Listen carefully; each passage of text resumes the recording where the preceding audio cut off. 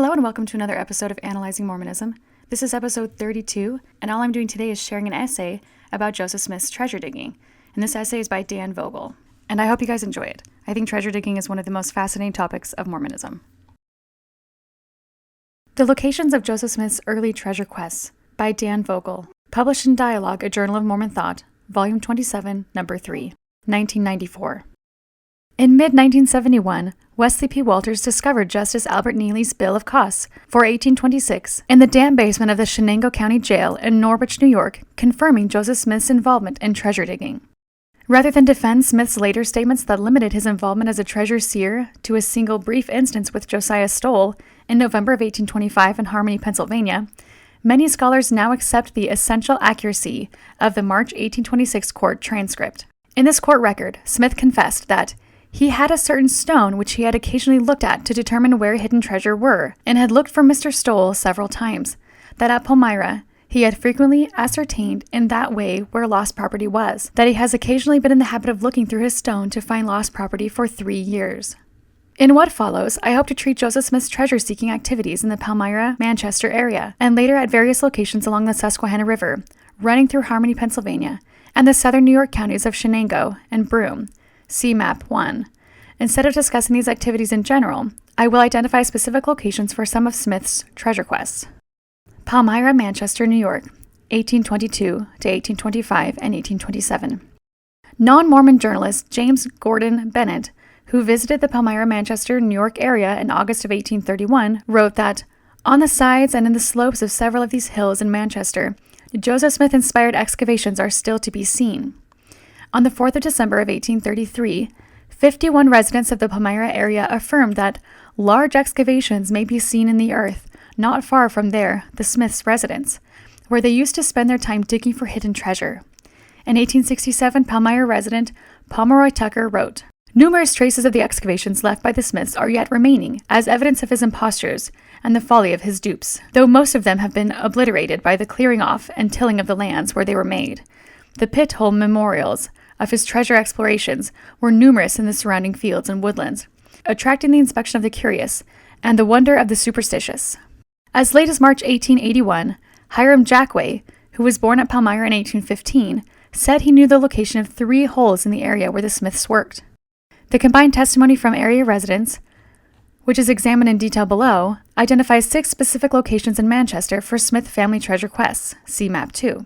The majority of these Smith-inspired digs date to the earliest period of Joseph Smith's activities as treasure seer, 1822 to 1825, before his employment with Josiah Stowell in October of 1825, and subsequent treasure searches in Pennsylvania and southern New York.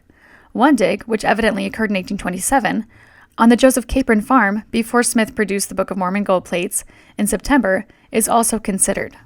About 4 years after their arrival in Palmyra, New York, the Smiths moved south to the village on Stanford Road, and took up residence in a small log cabin on the property of Samuel Jennings, about 58 feet north of the township line, dividing Palmyra and Farmington, known as Manchester after 1823. About the same time, Joseph Sr. and the oldest son, Alvin, contracted for a 100-acre lot just across the line in Manchester. According to their Manchester neighbors, Joseph Sr. and other Smith family members began searching for buried treasure in 1820. The earliest Smith family treasure quests probably occurred on their newly acquired Manchester land.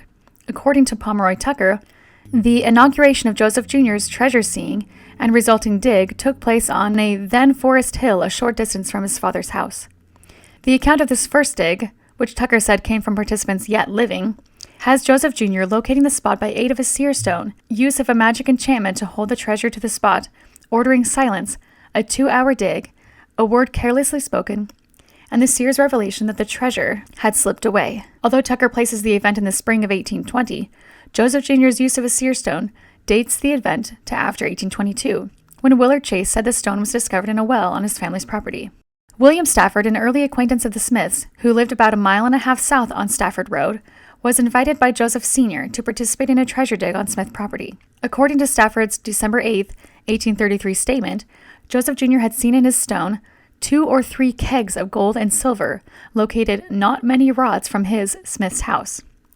Despite Joseph Sr.'s leading the diggers through various folk magic exercises, they failed to unearth any treasure. Joseph Jr., whom Stafford said remained in the Smith's house during the operation, later explained that the treasure's guardian spirit had caused the money to sink, and Joseph Sr. declared that they had made a mistake in performing the exercises. While Stafford did not describe the exact location of the dig, he intended the hill east of the Smiths' home, since he introduced his account by stating that the Smiths believed that nearly all the hills in this part of the New York were thrown up by human hands, and in them were large caves, which Joseph Jr. could see by placing a stone of singular appearance in his hat, that he could see within the above-mentioned caves, large gold bars and silver plates, that he could also discover the spirits, and whose charge these treasures were, clothed in ancient dress. Again, Joseph Jr.'s use of a seer stone dates this episode to after 1822. Peter Ingersoll, who first met the Smiths in 1822, saw Joseph Sr. use both a mineral rod and a seer stone to locate buried treasure on his own property. On one occasion, according to Ingersoll, both Joseph Sr. and Alvin Smith placed a stone in a hat and demonstrated its use. Joseph Sr. declaring, "If you only knew the value there is back of my house," and pointing to a place near. "There," explained he, "is one chest of gold and another of silver." Joseph Sr.'s phrase, "back of my house," may also refer to the hill east of the Smith's residence. Joseph Jr. was also reportedly involved in treasure digging on Stafford family property. Joshua Stafford, 1798 to 1876, who owned land south of the Smiths on Stafford Road on Manchester, lots 5, until 1821, 7, and 9, told Isaac Butts that young Joe Smith and himself dug for money in his orchard and elsewhere nights. Butts personally saw the holes in the orchard, which were 4 or 5 feet square and 3 or 4 feet deep. Cornelius R. Stafford, born 1813, son of Jonathan Stafford, brother of William Stafford, remembered that there was much digging for money on our farm and about the neighborhood, and that he saw his cousin Joshua Stafford dig a hole 20 feet long, 8 broad, and 7 deep. Samantha Payne, born 1808, daughter of William Stafford, was possibly living on a portion of Joshua Stafford's property when she said in 1881 that Joseph Smith dug upon many of the farms in the neighborhood as well as upon the farm on which she now resides, and that some of the holes which he dug can now be seen. Another early Smith-inspired dig, related by William Stafford and supported in several sources, occurred on the hill farthest east from the Smiths' home on the Clark Chase farm. In this instance, Joseph Sr. and one of his sons approached Stafford, informed him that Joseph Jr. had located some very remarkable and valuable treasures, and asked to use one of his black sheep for a blood sacrifice. Stafford, who was not present at the dig, said nothing about its location, but late Palmyra, Manchester residents placed it on Old Sharp, a hill on the west side of the Canandaigua Road, just south of the township line on the northwest quadrant of Manchester Lot 2. See Photo 1. Probably the most extensive Smith-inspired dig resulted in the excavation of a cave in a hill known to later Manchester residents as Miners Hill, on land subsequently owned by Amos Miller and his heirs. See Photo 2. Lorenzo Saunders, a Smith family friend and former resident of Palmyra, was an eyewitness to the digging on the hill's northeast side. "I used to go there and see them work," he recalled in 1884. "I seen the old man Smith dig there day in and day out. Joseph Smith Jr. never did any work." Joseph Jr. had a different role in the quest. Joseph Sr. told Saunders that Joe, Jr., could see in his peepstone what there was in that cave, and that young Joe could see a man sitting in a gold chair. Old Joe said he was a king, i.e. the man in the chair, the king of one of the Indian tribes, who was shut in there in the time of one of their big battles. After a tunnel of considerable length had been excavated, the diggers placed a heavy wooden door at the entrance. While Saunders believed the cave had been dug in 1826, historical context suggests an earlier date. Saunders declared, "I am one of them that went and tore the door down of the cave. My father was in possession, and he ordered us to break that door down and put the hole up." The cave had evidently been completed before the death of Enoch Saunders on October 10th of 1825. Although before his death, Enoch Saunders was in possession of, or leased, the land on which the hill and cave were situated. Lorenzo Saunders revealed that at the time, the door was removed and the cave's entrance blocked. Benjamin Tabor owned the land. It was a farm of 100 acres. He had it on an article. County records confirm Tabor's ownership, although the exact date of purchase cannot be determined. County records also suggest that the previous owner was Abner Cole, who, as editor of the Palmyra Reflector, later ridiculed Joseph Smith's treasure-seeking activities. Cole mortgaged the property in 1820, but continued paying taxes on it until at least 1823. In 1824, Cole experienced great financial difficulty, which resulted in the seizure of several properties in Palmyra and Macedon, including his office lot on Palmyra Main Street. About this time, Cole also lost possession of Manchester Lot 2. Cole's interest in Manchester Lot 2 explains his awareness of Smith's treasure-seeking activities, particularly his knowledge of Walters the magician, who has since been identified as Luman Walters, 1788 to 1860, of Gorham, New York. According to Saunders, at the time the big hole was dug in the hill, they was duped by one Walters who pretended to be a conjurer. I heard Willard Chase say that he was duped. They could not be deceived in it after he had gone through with a certain movement and charged them $7. Cole claimed that after Walters' departure from Manchester, his mantle fell upon the prophet, Joe Smith, Jr. On January 28th of 1834, Benjamin Tabor deeded the 100 acres of land on Manchester Lot 2 to Lorenzo Saunders for $3,000. On November 26, 1836, Saunders visited Albany and obtained a letter of patent from the state for the same property. On January 28, 1839, Saunders deeded about 48 acres of this land to Amos Miller, who then became the owner of the hill and cave. Minor's heirs held the property for 3 generations, and the family's understanding regarding the cave is best explained by grandson Wallace Minor, born 1843, who told Brigham Young University professor M. Wilford Polson in 1932 that he, Smith, dug a 40-foot cave right on this very farm. He dug in about 20 feet, and the angel told him that this was not holy ground, but to move south to Cumorah.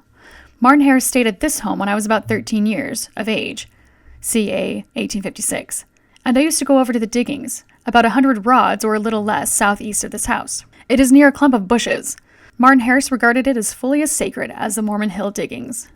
Christopher M. Stafford, a nephew of William Stafford, who moved from Manchester to Ohio in 1831, claimed to have been inside the cave, evidently before it was closed by the Saunders family. In 1867, Pomeroy Tucker reported that, "From the lapse of time and natural causes, the cave has been closed for years, very little mark of its former existence remaining to be seen."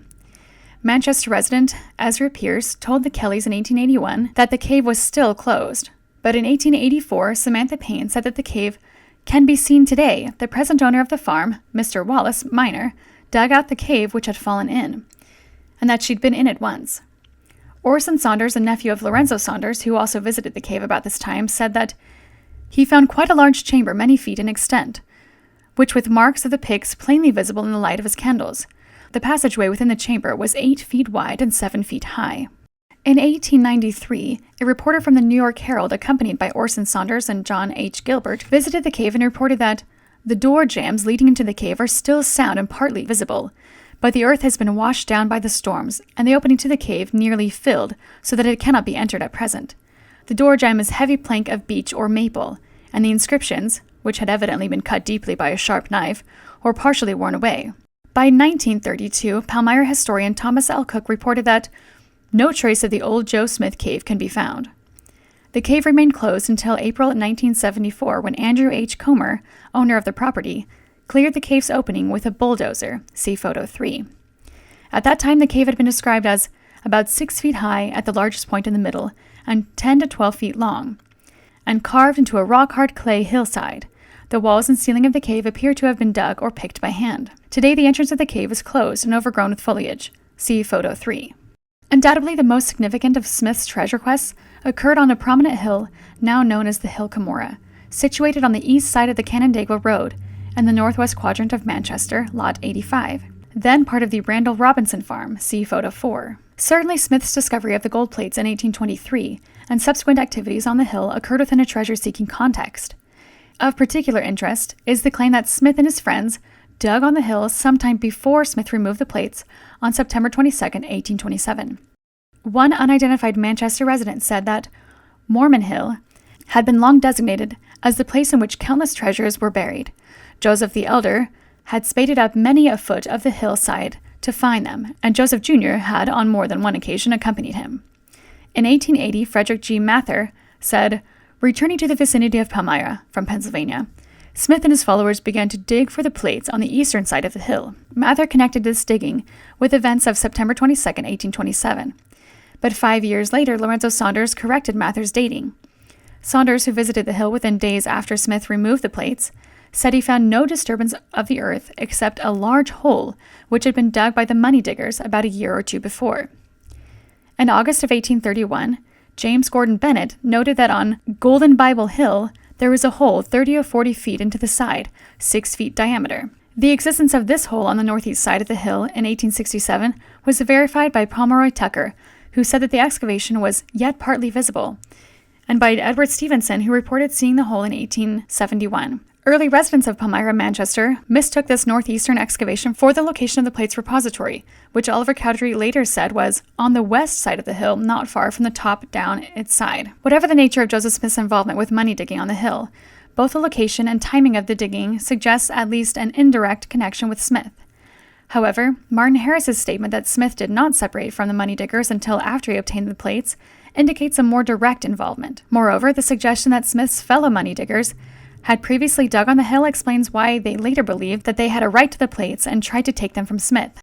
According to Joseph Knight, at least one of Smith's treasure-seeking friends, Samuel F. Lawrence, who was also a seer, had been to the hill and knew about the things in the hill, and he was trying to obtain them. Willard Chase also said Lawrence had been to the hill with Smith in 1825 and had seen the plates in his stone, but that Smith later said that he had taken Lawrence to the wrong location. After their marriage on January 18, 1827, at Bainbridge, Joseph and Emma Smith went to Manchester, where they resided in the Smith home until their removal to Harmony, Pennsylvania, in December. During this stay in Manchester, Joseph Smith engaged in treasure-seeking activities before obtaining the plates in September.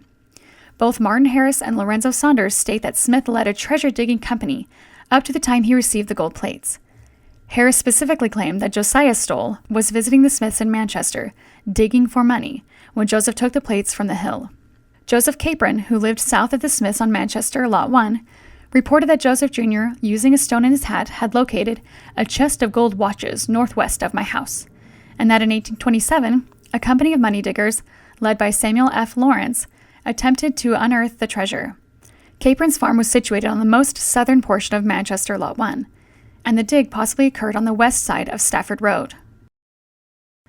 Harmony, Pennsylvania, November 1825.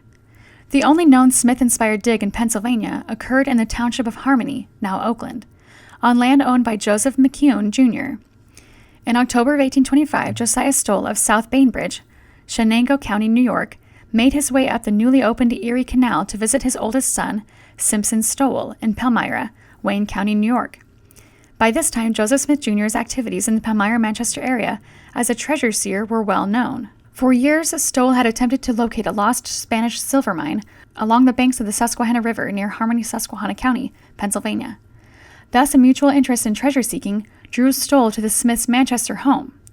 In fact, Lucy Smith said Stoll came to their home on account of having heard that he, Joseph Jr., possessed certain keys by which he could discern things invisible to the natural eye. Stoll was amazed by young Smith's ability to see distant places in his stone and hired him on the spot. Both Joseph Sr. and Joseph Jr. accompanied Stoll to South Bainbridge, then proceeded with his small band of treasure seekers to Harmony. On November 1st of 1825, articles of agreement were drawn up and signed, stipulating how the interested parties were to divide the treasure among themselves. According to this document, the diggers were seeking a valuable mine of either gold or silver, and also coined money and bars, or ingots of gold or silver, located at a certain place in Pennsylvania near William Hale's. Since William Hale, a resident of Colesville, New York, does not appear in either land record or tax rolls for Harmony, he was evidently renting or boarding in the area of the diggers.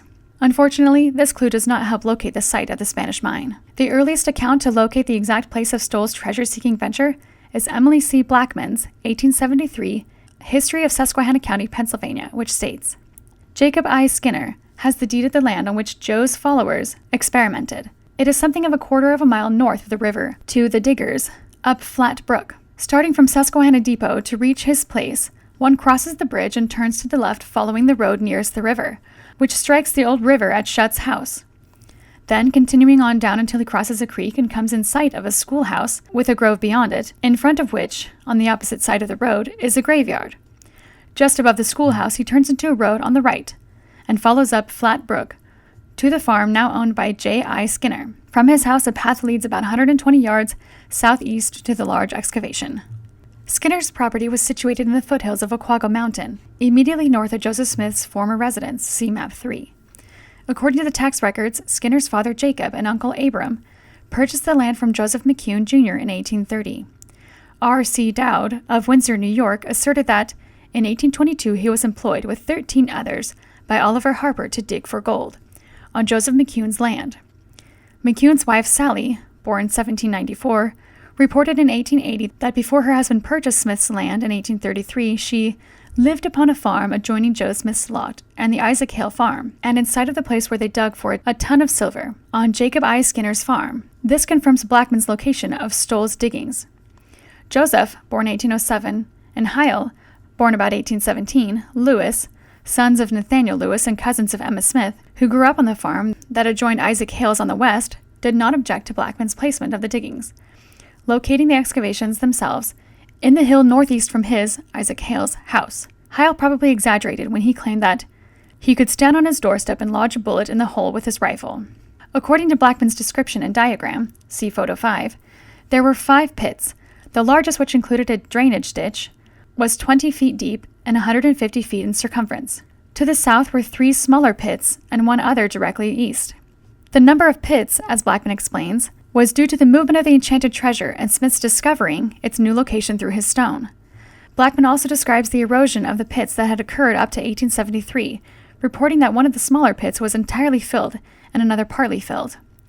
A photograph of what appears to be one of the smaller excavations was taken by George E. Anderson in 1907. Larry C. Porter, who visited the site in 1968 and 1970, reported, "There are definite disturbances of the earth in the area represented by her, Blackman's, diagram, and one can piece together her intended identification of these pits on the ground. Some have been filled in and are particularly obscured by the undergrowth. However, it is obvious that there was a man-made effort to excavate a series of holes at some time or another. I failed to find any traces of the pits in October of 1992. Joseph Smith was ambiguous about the circumstances ending the project. After nearly a month without success in our undertaking, he recalled, "Finally, I prevailed with the old gentleman to cease digging after it.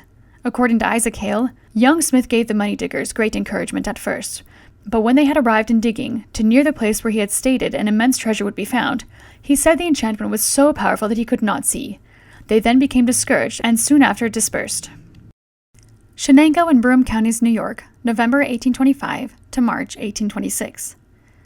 Although Smith's later accounts limited his treasure-seeking activities to his experience with Stoll in Pennsylvania, he continued similar ventures in Shenango and Broome counties until his arrest and court hearing in March 1826. Peter Bridgman, a nephew of Josiah Stoll who believed Smith was conning his uncle, issued a warrant accusing Smith of being a disorderly person and an impostor. While the court's finding remain a matter of controversy, conclusions of innocence or guilt are less important than the evidence of Smith's continued practice of treasure-seeing and the central role he played in those operations. Accordingly, residents of South Bainbridge, now Afton, Shenango County, New York, identify 4 possible locations in the area for Joseph Smith's treasure quests. See Map 4. In his March 1826 statement to Justice Albert Neely, Josiah Stoll said Smith had boarded at his home the previous 5 months and occasionally used his stone to locate hidden treasures in the area. On one occasion, Smith looked through said stone for Deacon Addleton for a mine. He did not exactly find it, but got a piece of ore which resembled gold, he thinks. Regarding this man, Dale Morgan observed, "No person of this name appears in the census returns, but the name itself was obviously a puzzle to the transcribers." Morgan then suggested the person was Charles Atherton, listed in the 1820 census of South Bainbridge. According to Shenango County records, Atherton held deed land on South Bainbridge lots 60 and 63 in 1819 and 1824 respectively. However, the court record is unclear about the location of the digging, stating only that Smith looked in his stone for the deacon, not that the digging occurred on the latter's property. If the abbreviated record intended to locate the digging on the deacon's land, then a Smith-inspired dig occurred somewhere on one of Atherton's properties in South Bainbridge. William D. Purple claimed in 1877 to have seen holes on Josiah Stoll's farm, which he assumed were Smith-inspired. According to Purple, Jonathan Thompson, who accompanied Stoll and Smith in their treasure-seeking ventures, testified at Smith's 1826 court hearing that Smith had told the deacon Stoll that very many years before a band of robbers had buried on his flat a box of treasure, and as it was very valuable, they had by a sacrifice placed a charm over it to protect it, so that it could not be obtained except by faith, accompanied by certain talismanic influences. But despite such efforts, the treasure slipped away. Martin Harris told Joel Tiffany in 1859 about an old Presbyterian, evidently meaning Josiah Stoll, who told him that on the Susquehanna Flats he dug down to an iron chest, that he scraped the dirt off with his shovel, but had nothing with him to open the chest, and that he went away to get help, and when they came to it, it moved away 2 or 3 rods into the earth, and they could not get it. The most prominent hill in South Bainbridge is directly west of the village and immediately northeast of Stoll's former home. 3 holes exist on this prominence that folklore attributes to Joseph Smith. The holes were situated about 1 mile northeast of Stoll's farm in the northeast quadrant of Afton Lot 59. They are in close proximity to one another, the 2 largest being approximately 3 feet deep and 12 feet in circumference, and 8 feet deep and 16 in circumference. Longtime resident Hollis Bear says he first learned of the holes from his father and grandfather, who pointed them out to him sometime before 1920. These are perhaps the same holes mentioned by Lou B. Cake in 1912. On the hills in Afton are holes where he, Smith, and his dupes hunted for treasures. According to Hamilton Child's 1869 Gazetteer and Business Directory of Shenango County, South Bainbridge Lot 62 was the seat of one of the Smiths' mining operations. In 1880, Smith Baker of Center Village, Broome County, told Frederick Mather that Smith saw in his stone an extensive and rich silver mine on the farm of Abraham Cornell at Bettsburg, and a hole was dug there to the depth of over 30 feet, but no silver was found except what was contributed by Josiah Stoll to provide for the expenses of the diggers. Abraham Cornell, or Cornwall, was an original settler of South Bainbridge, and his farm was situated immediately east of the village of Bettsburg in the northeast quadrant of Lot 62. In 1900, Harvey Baker, possibly related to Smith Baker, a great-grandson of Abraham Cornell, who visited the site of the claimed Smith-inspired dig on the Cornell farm in the early 1830s, described its location in detail. Baker, who was told that the diggers were after gold in an iron chest, described the site as follows. The next day, 2 of my wife's cousins and myself started to examine Smith's hole in the rocks. A creek crossed the Cornwall farm that came from the range east of the Susquehanna River, and on the flat joined its waters with that stream. We followed up the creek deep into the gorge until we came to a huge pile of rocks that had but a few years before been tumbled down on the east side of the stream from a place high up in the gorge, probably 50 or more feet. We climbed up the broken pile to where these huge rocks had been sent down. There in the steep side hill, from solid rocks, had this hole been excavated. Far above, huge logs held back other rocks and large amounts of dirt from falling into the excavation. In October of 1992, in company with local historian Charles Decker, I visited the area described by Baker. While there were several interesting crevices, I was unable to determine the precise location described by Baker. Windsor, Broome County, New York, home of Josiah Stoll's former money-digging companion, Oliver Harper, murdered by Jason Treadwell in 1824, was the scene of other Smith-inspired digs. One location specifically mentioned by Stoll was Monument Hill, where Smith saw in his stone a deposit of gold. The location of this hill was known to those in South Bainbridge, for Justice Neely failed to specify its location, as he had previously done for Bend Mountain in Pennsylvania. An article about the early history of Windsor, published in the Binghamton Daily Republican on August 18, 1880, locates Monument Mountain in the chain of hills on the west side of the Susquehanna River, in the northern sections of Windsor Township.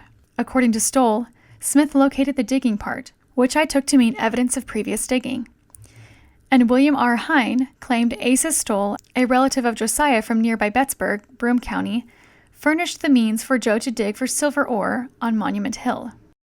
According to the 1826 court record, Stoll said that Joseph Smith saw in his stone where a Mr. Bacon had buried money, that he and prisoner, Smith, had been in search of it.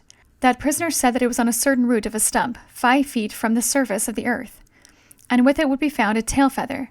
That said Stoll and prisoner thereupon commenced digging, found a tail feather, but the money was gone. That he supposed the money moved down. The only Bacon in the 1830 census for either Shenango or Broome County is Asher, or Ashel, Bacon, of Windsor, Broome County, New York. In the same court record, Horace Stoll perhaps described the same instance when he said that by means of a stone Smith pretended to tell where a chest of dollars were buried in Windsor, a number of miles distant, and marked out size of the chest in the leaves on ground. I have been unable to locate Bacon's land in Windsor, assuming Bacon's land was the focus of the treasure search. But the evidence is sufficient to place at least one of Smith's operations in this township. The 1826 court record alludes to another treasure dig in the Windsor, New York area. According to Jonathan Thompson, born 1787, a shoemaker living in Plymouth, Shenango County, New York, Smith was requested to look at, or for, yeomans for a chest of money, did look and pretend to know where it was, and that prisoner, Smith, Thompson, and yeomans went in search of it, that Smith arrived at spot first, was in night, that Smith looked in hat while there, and when very dark, and told how the chest was situated.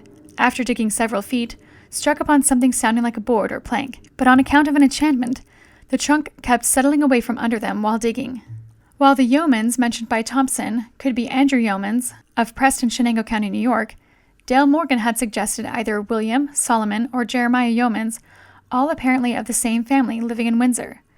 Land records indicate that the Yeomansons owned property in Windsor Lot 11 on the south or east side of the Susquehanna River and just east of Oquago Mountain, and across the river on Colesville Lot 287, original lots 22 and 23. If the court record means that Smith looked for treasure on Yeoman's property, then Windsor Lot 11 may have been the scene of the treasure dig described by Thompson. Other sources place Smith's treasure quests at 3 additional locations in Windsor, see Map 5. According to William R. Hine, Smith and his father dug for salt 2 summers at the south end of Oquago Mountain, near and in the site of my house. Hine claimed that Joseph Jr. had other men dig 2 wells, one 30 feet deep and the other 75. In his 1885 statement, Hine also said that his nephew now owns the land he, Smith, dug on, but I have been unable to learn the identity of his nephew or the location of the claimed diggings. Broome County land records also fail to list either William R. Hine or his neighbor Calvin Smith, although the latter is listed in the 1830 census of Windsor. While it is possible for Joseph Smith to have inspired the excavations, the time required for the digging tends to preclude his direct involvement. Hine located another Smith-inspired dig on the west bank of the Susquehanna, half a mile from the river and 3 miles from his salt wells. According to Hine, who must be regarded skeptically, Smith dug for Captain Kidd's money at this location. R. C. Dowd, a resident of Windsor who claimed to have worked for Oliver Harper in 1822, also asserted that on the old Indian road from Windsor to Shenango Point, now Binghamton, about 4 miles west of Windsor, men were digging at the same time for silver, upon Joe's telling them where it could be found. However, Dowd's mistaken assumption that Smith was involved with Harper's digging in harmony also brings this claim into question. Colesville, New York, fall 1826 to January 18, 1827. According to Joseph Knight, Joseph Smith returned to the Colesville area to work for him in the late fall of 1826 and left shortly after his marriage to Emma Hale on January 18, 1827.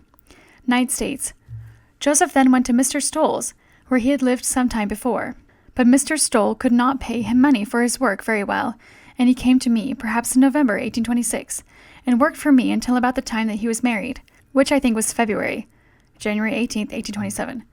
Some sources suggest that Smith may have engaged in treasure seeking during this time.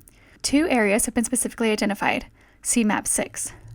Emily Colburn Austin, born 1813, sister of Sally Knight, wife of Newell Knight, claimed to have seen places where they had dug for money on the Joseph Knight Sr. farm at Colesville. Austin was told that under Smith's direction, a dog was sacrificed on this spot in the hope of breaking the charm that held the pots of money. According to Austin, the digging occurred before Smith married Emma Hale. In 1880, George Collington, born about 1812, a longtime resident of Colesville, told Frederick Mather that he saw Smith with Joseph Knight, his sons, and a number of others dig for a salt spring in a marsh on the plain opposite Center Village, on land owned by Bostwick Badger. Collington, who subsequently owned the land, claimed the men dug a hole 35 feet deep under Joseph Jr.'s direction, but failed to discover any salt except what had been secretly deposited there by the young Collington as a prank. While Collington subsequently owned land on the number of lots in Colesville, his land on Lot 58 best fits his description. Conclusion. This study has identified 18 locations of Joseph Smith's early treasure quests, see Chart 1. While it is unlikely that any of these sites will become as famous as the northwestern slope of the Hill Cumorah, each nevertheless deserves scholarly attention as possible historical landmarks leading to the Gold Bible Hill. The turning point in Joseph Smith's money-digging career came in August of 1827, when he, Emma, and Peter Ingersoll visited Harmony, Pennsylvania, to retrieve some of Emma's furniture and other belongings.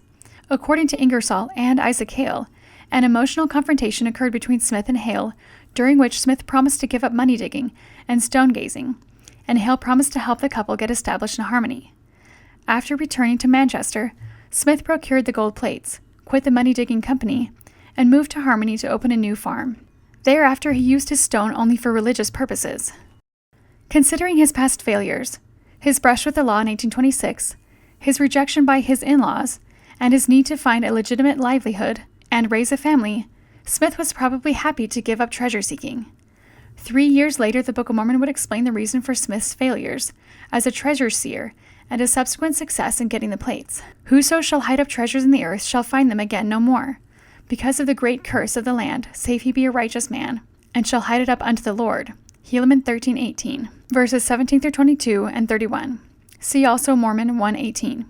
This not only confirmed the money digger's belief in enchanted treasure, it legitimized Smith's own treasure-seeking activities. Thus, a clear distinction between Smith's role as a treasure seer and a religious seer cannot be made.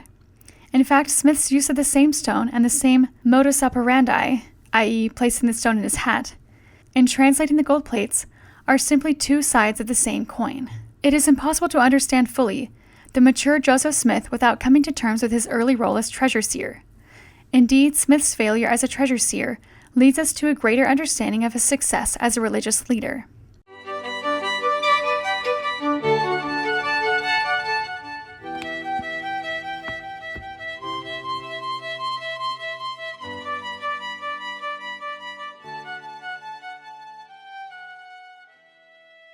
No.